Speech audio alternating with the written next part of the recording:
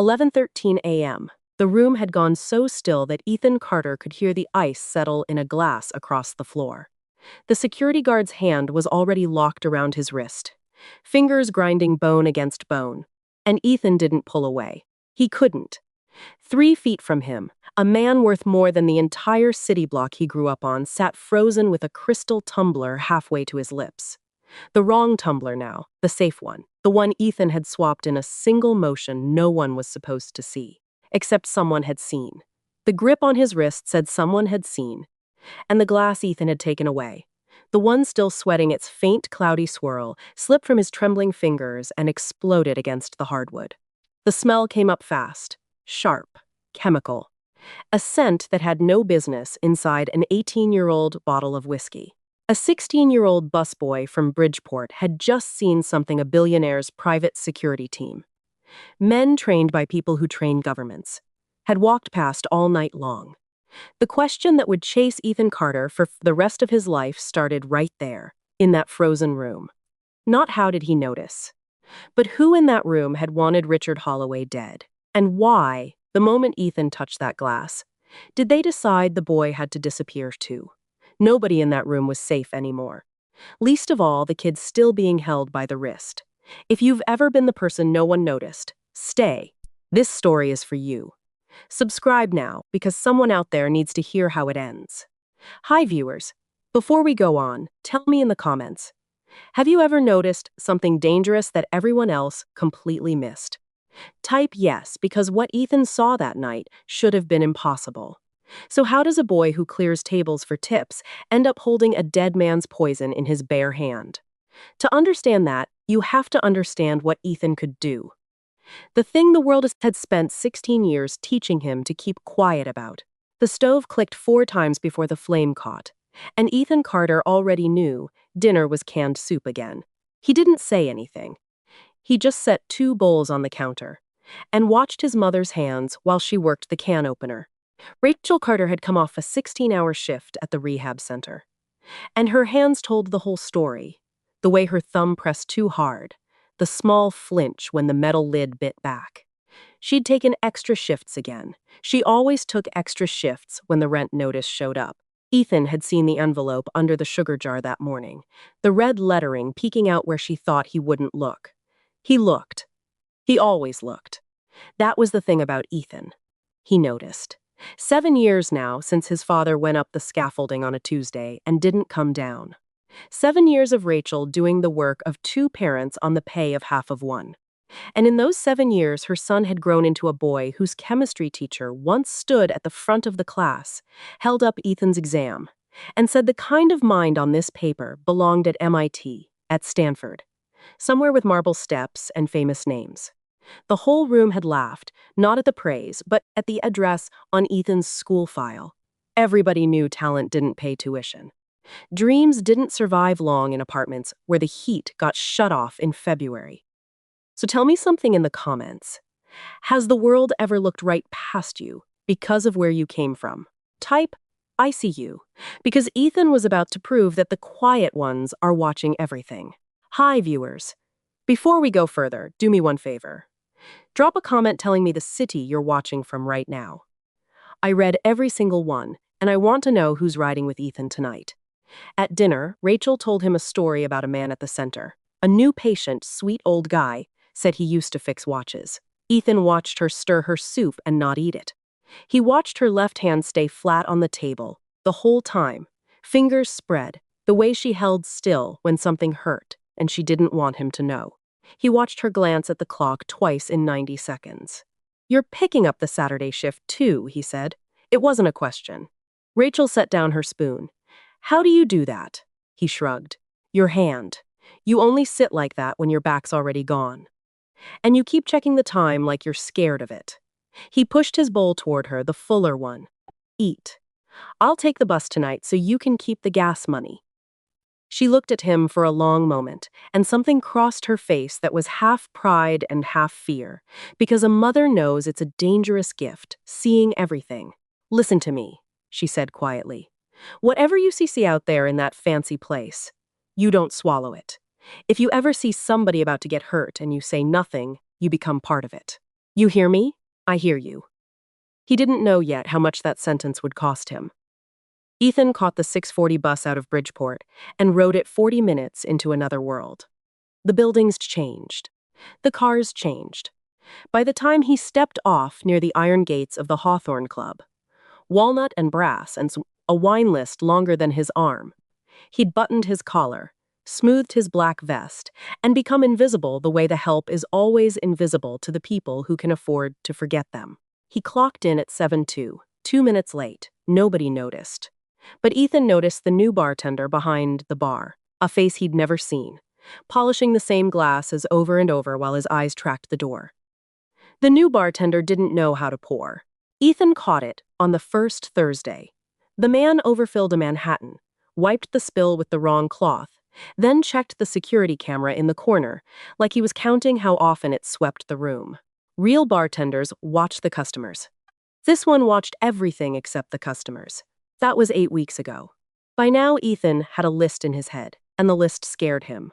The regular bartender, a heavy-set man named Deshawn who'd worked the club for 9 years, only ever got Thursdays off now. Just Thursdays. The side door guard, a quiet ex-Marine named Terrence who never once left his post, went missing from it for 11 minutes every Thursday around the same time. And there was a man, narrow, nervous, always in his gray suit, a size too big, who came in only on Thursdays, sat near the reserved corner table, and pretended to read the same financial report for 2 hours without ever turning a page. Ethan knew about turning pages. You can't fake reading to somebody who actually reads. He told himself it was nothing. He needed this job. The $40 in tips on a good night was the difference between Rachel picking up a Saturday shift or sleeping for once. If he opened his mouth and was wrong, they'd call him the paranoid kid from Bridgeport and walk him out the gate, and the soup weeks would turn into something worse. So he kept his head down and his eyes open, which had always been the only way he knew how to survive. Then one night, clearing glasses behind the bar, he heard 2 men in tailored suits talking low over brandy. One of them laughed and said, "Once Holloway signs next week, he won't know what hit him." The other one didn't laugh. Richard Holloway. Ethan knew exactly who that was. Every Thursday, the same man at the same polished corner table. 18-year-old McAllen, 1 glass, no more. A billionaire who'd built a pharmaceutical empire out of nothing and trusted almost no one. Ethan had watched him for 2 months the way you study weather. Holloway adjusted his cufflinks before every single sip, left, then right, a habit as fixed as a heartbeat. His security rotated positions every 13 minutes. And his assistant, a sharp woman who shadowed him everywhere, tasted his drink before every meeting. Except on Thursdays. On Thursdays, the assistant never touched the glass.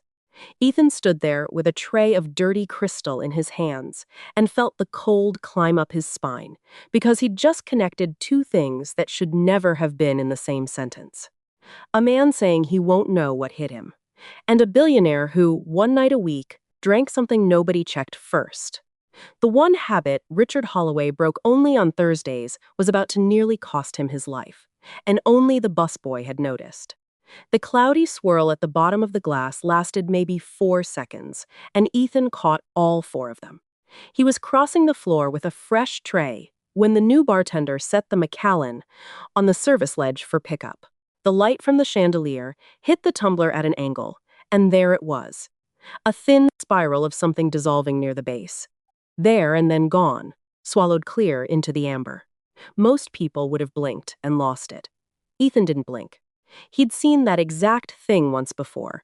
In a high school chemistry lab, the afternoons his teacher demonstrated a fast dissolving compound and warned the class that a bad mix left a ghost of residue for just a moment before it vanished.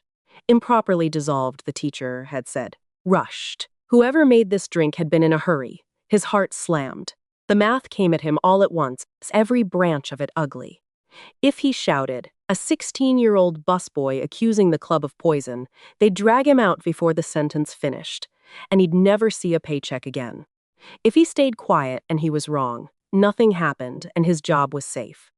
If he stayed quiet and he was right, a man drank death in front of 40 people, and Ethan became exactly what his mother warned him about, part of it. And if he was right and he moved, he had no idea what the men who planned this would do to the kid who ruined it. Seconds. He had seconds. Holloway was deep in conversation with his lawyer, hand drifting toward the glass, cufflinks catching the light.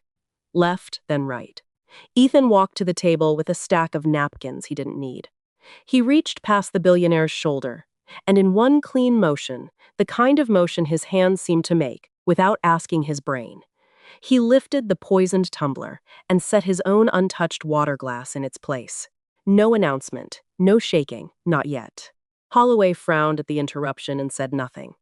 Then a guard saw Ethan's hand start to tremble around the stolen glass and crossed the floor in 3 strides and clamped down on his wrist. The room turned to look. The glass slipped. It shattered on the hardwood, and the smell came up sharp and chemical and wrong. And every trained professional in that room finally understood what the kid with the tray had known for 4 seconds. They sealed the club within minutes. Federal agents arrived before midnight. By morning, toxicology had a name for what was in that whiskey, a concentrated neurotoxin, enough to stop Richard Holloway's heart inside of 5 minutes. And the story was on every channel in the country. The lead FBI investigator pulled Ethan aside and listened, stunned, as the boy laid out 2 months of patterns in a flat, careful voice. The bartender's swaps, the missing guard, the man who never turned a page. When Ethan finished, the agent said it was one of the sharpest things he'd ever seen a civilian do. But the agent said it loud, in a room full of people. And somewhere in that room, someone who had wanted Holloway dead was now looking very closely at the busboy who'd saved him. And doing the same math Ethan had done, in reverse. Ethan had made himself impossible to overlook. And in this story, being seen was the most dangerous thing that could happen to him. He saved a stranger and made himself a target. Subscribe, don't leave him to face this alone. A Blacktown car rolled into Ethan's Bridgeport block at 9 in the morning, and the whole street stopped to watch it the way you'd watch a lion walk down the sidewalk. It didn't belong here, and everybody knew it. Kids froze on their bikes. A man stopped halfway through loading his trunk. The car eased past the corner store, past the building with the boarded window, and stopped in front of Ethan's stoop. No cameras. No reporters. Just one man in a dark coat who climbed out alone, looked up at the cracked brick, and knocked on a door that had never once been knocked on by anyone worth more than the rent. Rachel opened it in her work scrubs and went still. She knew that face from every news channel for 3 straight days. Richard Holloway in her doorway holding a single envelope. "Mrs. Carter," he said, "may I speak with your son?" What Richard put on their kitchen table that morning would have made most families weep. A full scholarship to Stanford, every dollar covered through his foundation. A spot in the Holloway Biotech Youth Program, working beside researchers. People waited whole careers to meet. Ethan stared at the paper like it might dissolve the way that residue had. A way out. The way out his mother had bled herself dry trying to buy. But Richard wasn't smiling. And Ethan, who read faces the way other people read clocks, saw it right away. The billionaire was scared. "The lab ran it down," Richard said quietly. "The poison wasn't something you buy. It was made. Custom, untraceable. The kind of thing that takes equipment, training, and access to a secured pharmaceutical lab." He folded his hands. "Only 11 people on Earth have the keys to that lab. Every one of them works for me." The kitchen went cold. A mother just realized she can't protect her son anymore. Subscribe so you don't miss who comes for him. "You're telling me somebody inside your own company tried to kill you," Ethan said. "I'm telling you my own security team walked past it for 2 months. Richard looked at him, this 16-year-old in a second-hand sweater. "You didn't. You saw in 2 months what trained men missed every night. I don't need another bodyguard, son. I need the one mind that already cracked this once." Rachel's hand found the edge of the counter and held it. She watched a man who could buy their entire neighborhood lean across her kitchen table and ask her child to walk back into the same room that had nearly become a coffin. And she felt her stomach drop straight through the floor, because she could see it in Ethan's eyes already, the answer, before he even said it. The first thing Caleb Renner did when Ethan walked into Holloway Biotech was smile so wide it looked rehearsed. So this is the famous young man. Renner crossed the glass lobby with his hand already out, suit cut sharp enough to draw blood, watch worth more than Rachel made in a year. Chief Operations Officer.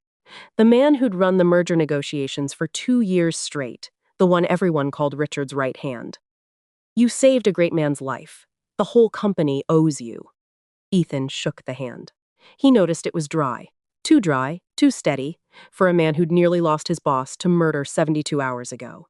Richard introduced him around the executive floor, 11 faces with keys to the lab, and Ethan filed each one away. The nervous CFO, the head of research who wouldn't make eye contact, the security chief still humiliated by what a busboy had caught. But it was Renner he kept circling back to, because the moment Richard turned his back to take a call, Renner's smile dropped clean off his face like a mask coming loose. "Let me give you some advice," Renner said, voice low and pleasant and ice underneath. "You got lucky once. Lucky's a thing that runs out. This is a real company with real work, not a place for a kid to play detective because he watched some cop shows." He patted Ethan's shoulder, hard. "Stay out of grown men's business." Ethan said nothing. He'd learned in Bridgeport that the most dangerous thing you can do to a man like this is let him think you're harmless. Later, in the conference room, an investigator asked the executives to account for the night of the poisoning.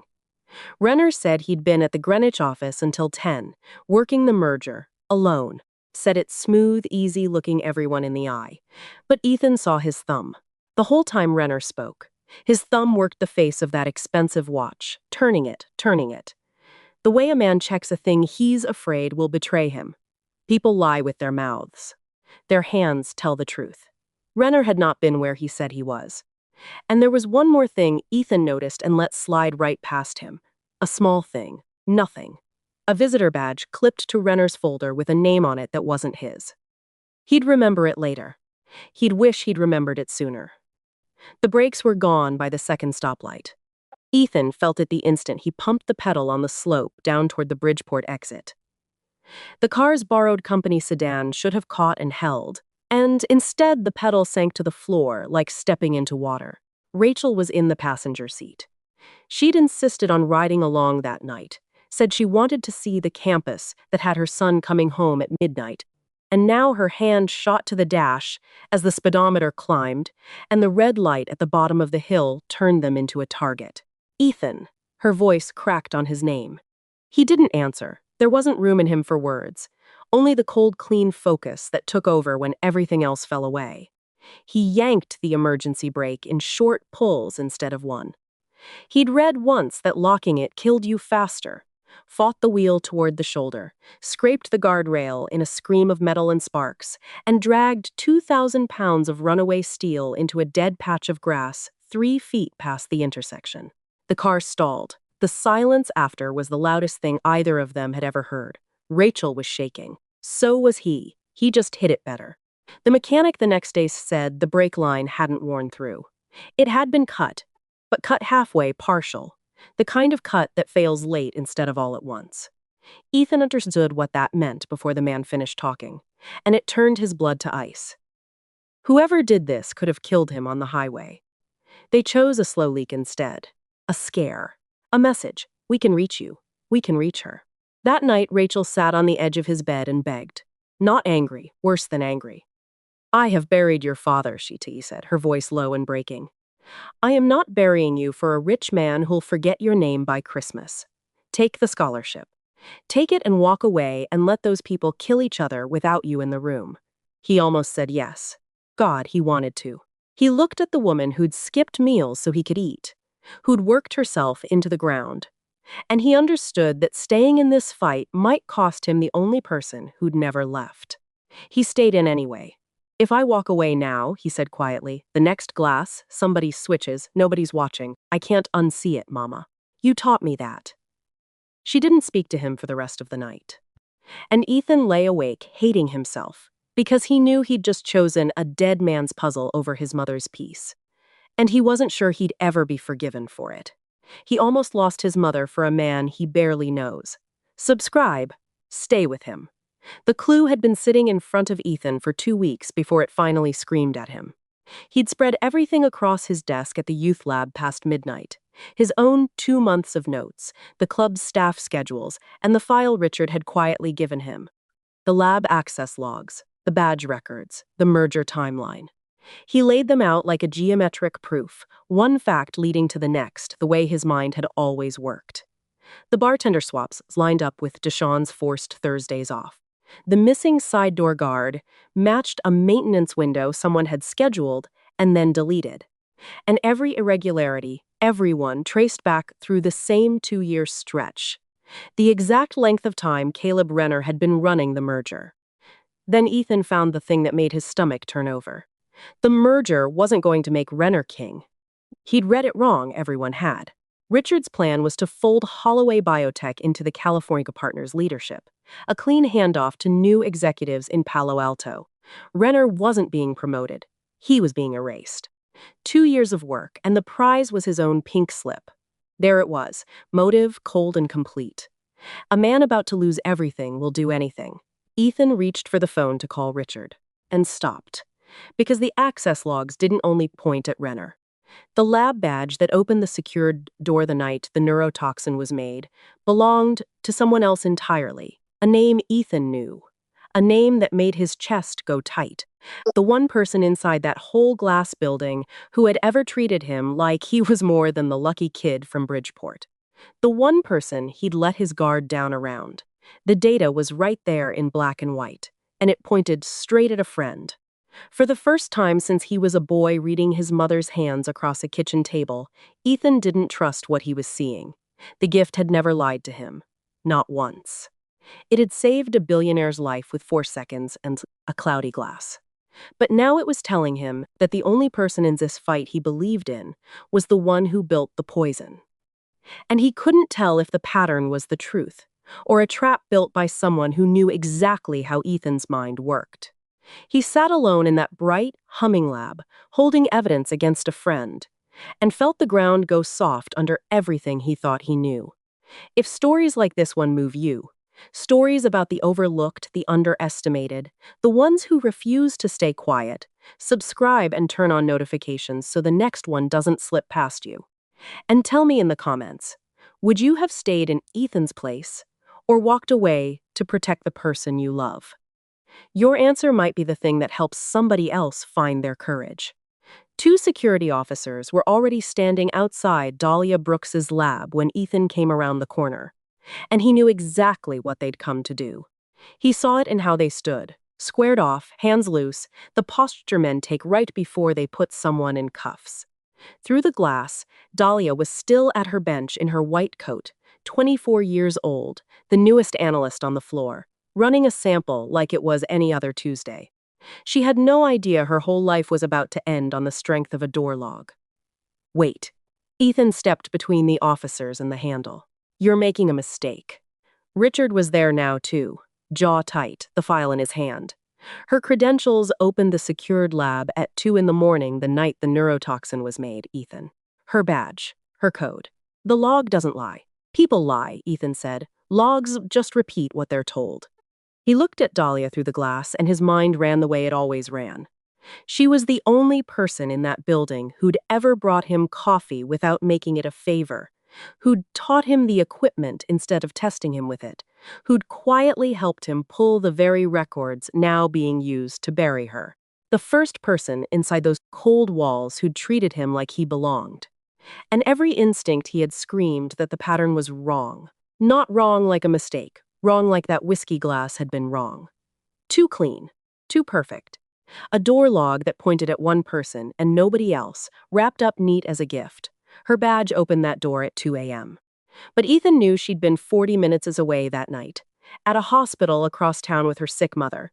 She'd told him about it, exhausted, the next morning. He just couldn't prove it. Not yet. You're protecting her because she's nice to you, the security chief said. That's not evidence. That's a crush.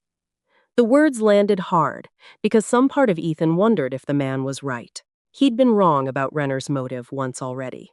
What if the gift that saw 4 seconds into a poison glass was finally lying to him now, bent by the one thing it had never had to account for, that he didn't want it to be her?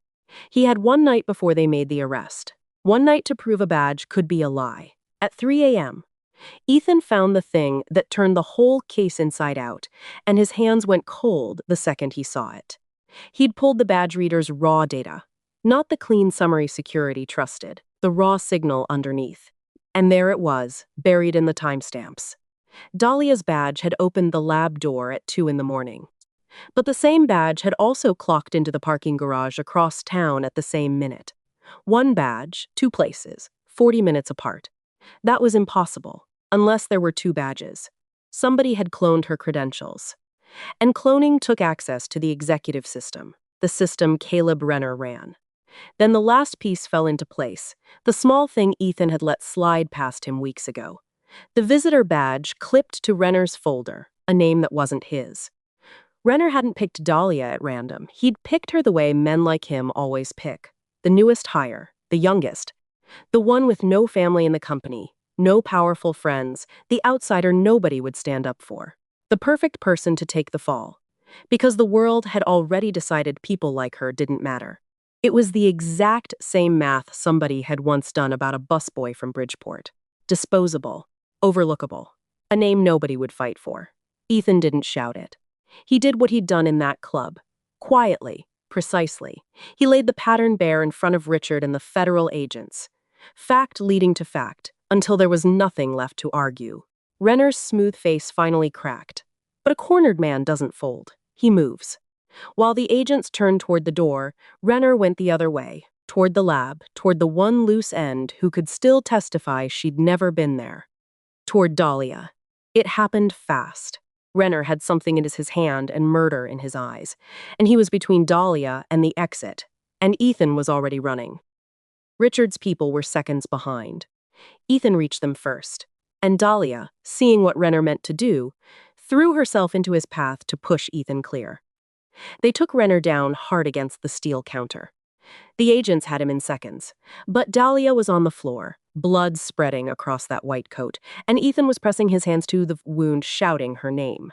She lived. Barely. The doctors used a word that meant she'd carry it the rest of her life. Justice had come. It just hadn't come clean.